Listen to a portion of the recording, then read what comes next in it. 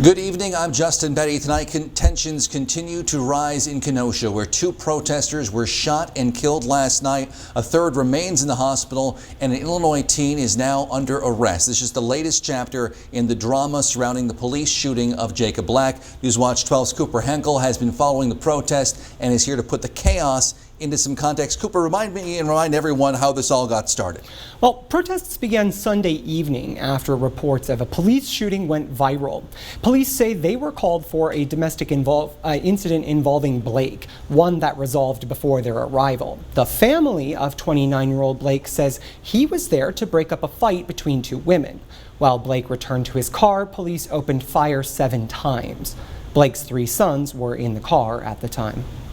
Well, when you look at that video, that horrific video that showed Jacob Blake Jr. being shot at least 7 times at point blank range, where the officer is holding his t-shirt, and you see it on the video.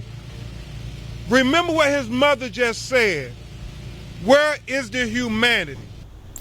Tuesday, Blake's father announced his son is now paralyzed from the waist down. Doctors are unsure if his injuries will heal. Blake's family are calling for the officers involved to be fired and for the shooter to be arrested. He was treated like some foreign object that didn't belong. Protests and demonstrations have taken place across the state, but most intensely in the epicenter, Kenosha.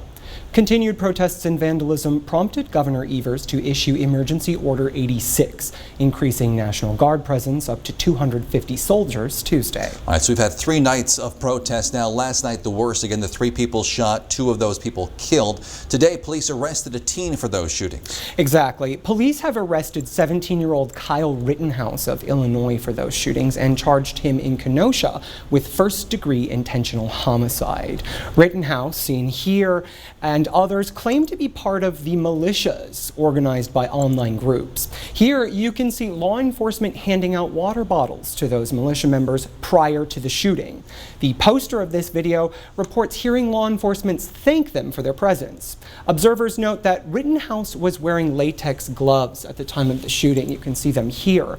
Those are commonly recommended in militia guides to prevent gunshot residue. A lack of residue can make convictions difficult in chaotic situations like this. The video captured the shooting in its entirety, but we are not going to be playing it. Instead, we're starting after the violence. In the beginning, it appears that Rittenhouse and some protesters are in some kind of confrontation. Police are nearby, but not directly involved. Rittenhouse then appears to shoot one of the protesters, who falls to the ground, and another who turns away in pain. Rittenhouse then fires a 3rd time after distancing himself from the now dispersed protesters. This is afterwards, when witnesses claim to have heard him running away, calling out, "I killed somebody." The Kenosha Guard, a self-proclaimed militia group organized through their now deleted Facebook page, sent a letter to Kenosha Chief Miskins saying in part, quote, "We are mobilizing tonight, and we have about 3,000 RSVPs. Later saying, quote, "I ask that you do not have your officers tell us to go home under the threat of arrest, as you have in the past." Rittenhouse is suggested to have been a member of the Kenosha Guard or influenced by their call for action. All right, so what can we expect tonight? Well, Governor Evers reversed his earlier decision and now will accept additional National Guard members and federal law enforcement agents. President Trump confirmed the deployment on Twitter earlier today. Now, that could limit violence or make things worse. People are angry. People are in pain. People are afraid. These are not politically motivated or organized demonstrations. This is an emotional confrontation born from centuries of perceived racial injustice, institutionalized violence, and an increasingly militarized police force.